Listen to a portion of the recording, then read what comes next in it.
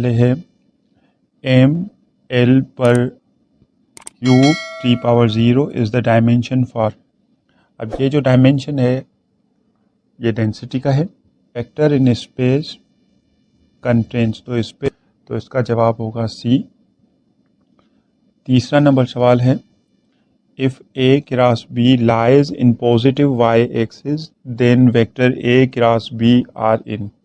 अब ये cross product है, तो A क्रॉस B अगर y एक्सिस पे है तो इसका मतलब A और B रिमेनिंग जो दो एक्सिस होंगे उन पे होंगे। तो अगर A क्रॉस B y पे है तो A और B हमें मिलेंगे x और z प्लेन पे। तो इसका मतलब इसका सही जवाब होगा बी ऑप्शन। नंबर 4 है I डॉट J क्रॉस के। यहाँ पे J क्रॉस के आएगा I और I डॉट I स्क्वायर जो होगा 1 के बराबर, मतलब 4 का आएगा B option. Number 5 if no unbalanced force applied on a body then, तो इट रिमेन्स एट रेस्ट, सही है। मूव्स विद कांस्टेंट स्पीड, ये भी सही है। No acceleration produce in it, ये भी सही है। तो इसका मतलब इसका सही जवाब होगा D, all of them. Number 6 है the force of 10 power 8 dyne is equal to. तो यहाँ पे हम कहेंगे 1 newton is equal to 10 power 7 dyne. तो 10 पावर 8 डाइन में कितने न्यूटन होंगे? 100, और एक्स मेथड से हमने सॉल्व किया है तो ये बराबर होगा 10 न्यूटन के। इसका मतलब 6 का जवाब आएगा A. Number 7 the ball slides down with acceleration A is equal to 4.9 metre per second square on the incline plane, the angle will be, figure में। इसका सही जवाब होगा C, 30 degree. Number 8 velocity of 32 foot per second is equal to, तो ये 9.8 metre per second है, B option. Number 9 two long jumpers have the same velocity if the one has dash angle will jump more. तो हम कहेंगे जिसकी 45 degree angle होगी तो वो जंप ज़्यादा लगाएगा, तो इसका सही ऑप्शन होगा C. Number 10 the average density of earth is, तो अर्थ की डेंसिटी है 5.5 into 10 power 3 kg per metre cube, तो इसका सही जवाब होगा सी। नंबर 11, तो इसका जवाब होगा सी। नंबर 12, इसका सही जवाब होगा बी ऑप्शन। नंबर 13, तो इसका जवाब होगा C. Number 14 work done by centripetal forces, तो सेंट्रीपिटल फोर्स वर्क 0 करती है, उसका सही जवाब होगा D. Number 15 which component of velocity does not change during projectile motion, तो हॉरिजॉन्टल वेलोसिटी चेंज नहीं होती है, ए ऑप्शन सही होगा। At which angle v not x is equal to v not y, यानी हॉरिजॉन्टल और वर्टिकल कंपोनेंट बराबर होते हैं वेलोसिटी के 45 डिग्री पे, तो इसका सही जवाब होगा B option. Number 17 M L square per T power -2 are the dimension of, तो ये है KG metre square per second square, तो ये डायमेंशन है टॉर्क का, तो इसका सही जवाब होगा सी, टॉर्क। उसके बाद है if the summation of torque is equal to 0 the body will be in, तो टॉर्क का सम 0 होता है तो उसको हम कहते हैं रोटेशनल इक्विलिब्रियम, यानी बी ऑप्शन इसका सही होगा। नंबर 19 में है कि अगर मासेस के मैग्नीट्यूड्स इक्वल हैं और ये इनका मैग्नीट्यूड डिस्टेंस के बराबर है, तो दोनों मासेस बराबर हैं तो हम इनकी जगह एम स्क्वायर लिखेंगे और आर स्क्वायर वैसे ही है और इनके मैग्नीट्यूड्स भी इक्वल हैं, तो ये कैंसिल हो जाएंगे। बाकी यहाँ पे फोर्स बराबर होगी जी के, तो इसका सही ऑप्शन जो है 19 का सी होगा। 20 में है डायमेंशन ऑफ एक्सेलरेशन इज, तो एक्सेलरेशन का यूनिट है मीटर पर सेकेंड स्क्वायर, तो इस सवाल से इसका डायमेंशन होगा m power 0 L1 t power -2, यानी B option. Number 21 the value of g on the surface of moon is, तो मून के सरफेस पे gravity 1.62 metre per second square होती है, तो उसका सही जवाब है B.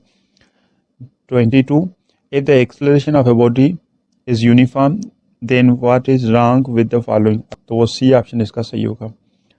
23 the nature of gravitational force is attractive, तो उसका सही जवाब होगा D. 24 when the velocity of the body reduces 2 times, यानी 4 का डी ऑप्शन सही होगा। 25 which can be use to distinguish between different musical instrument of the same frequency. अगर फ्रीक्वेंसी सेम है तो जो कैरेक्टरिस्टिक ऑफ द साउंड है वो क्वालिटी है जो दो साउंड्स को अलग अलग डिस्टिंग्विश करती है। तो ए ऑप्शन सही होगा। 26 में यह है कि हमने टाइम पीरियड मालूम करना है एक सिंपल पेंडुलम का ऑन ए प्लेनेट जिसकी ग्रेविटी है 39.2 मीटर पर सेकेंड स्क्वायर। मतलब वहाँ की ग्रेविटी अर्थ की ग्रेविटी से 4 गुना ज़्यादा है। तो यहाँ पे हमने फार्मूला लगाया है, जी की जगह हमने लिखा है 4G। तो अब 4 जो है रेडिकल से बाहर आ जाएगा तो उसका मतलब वहाँ पे टाइम पीरियड हो जाएगा 1/2 of the time period on earth. इसका मतलब यहाँ पे ए ऑप्शन सही होगा। 27 है the SI unit of electric current is, current का यूनिट एम्पियर है तो उसको सी हम ट्रिक करेंगे। Which is only vector among the following, तो फोर्स वेक्टर है, बी ऑप्शन इसका सही होगा। 29 dot product of two vectors is 0 at an angle of dot product 90 degree पे 0 होता है तो उसका ए ऑप्शन सही होगा। 30 eight which angle of the following motion of the object upon A friction less incline surface is maximum. तो incline surface पे जितनी एंगल बड़ी होगी वहाँ पे मोशन उतनी ज़्यादा होगी। तो यहाँ पे डी 60 डिग्री सबसे ज़्यादा है तो डी ऑप्शन यहाँ पे सही होगा।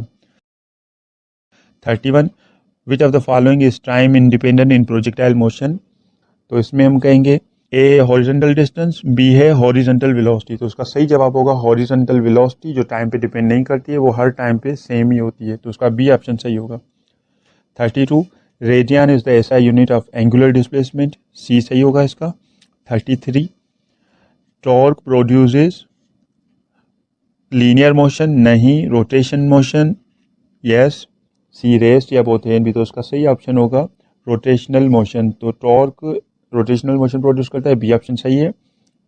34 इफ नो लीनियर और angular expression is produce in object then it is, ना लीनियर है ना एंगुलर है तो ये रोटेशनल इक्विलिब्रियम भी है, ट्रांसलेशनल इक्विलिब्रियम भी है, तो उसका मतलब ये दोनों सही होंगे, C both A and B.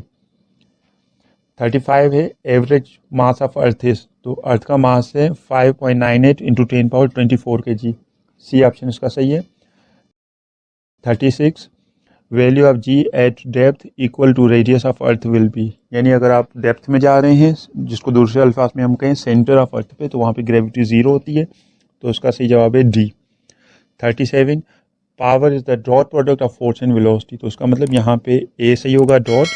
38 in SHM acceleration is directly proportional to displacement कहते हैं, बी ऑप्शन होगा इसमें। 39 में है इंटेंसिटी ऑफ साउंड गिवन है that is 10 watt per metre square, इसकी इंटेंसिटी लेवल मालूम करनी है। तो हमने यहाँ पे इंटेंसिटी लेवल का फार्मूला लगा के जुर्म किया है और इंटेंसिटी लेवल आ रही है 130 डेसीबल और 130 डेसीबल ऑप्शन में नहीं आ रहा कोई भी। 40 frequency of second pendulum is, तो यहाँ पे सेकंड पेंडुलम का टाइम पीरियड होता है 2 सेकेंड्स, तो इसका मतलब फ्रीक्वेंसी होगी 1/t, तो 1/2 इज इक्वल टू 0.5 हर्ट्ज। तो यहाँ पे फ्रीक्वेंसी सेकंड पेंडुलम की होगी 0.5 हर्ट्ज।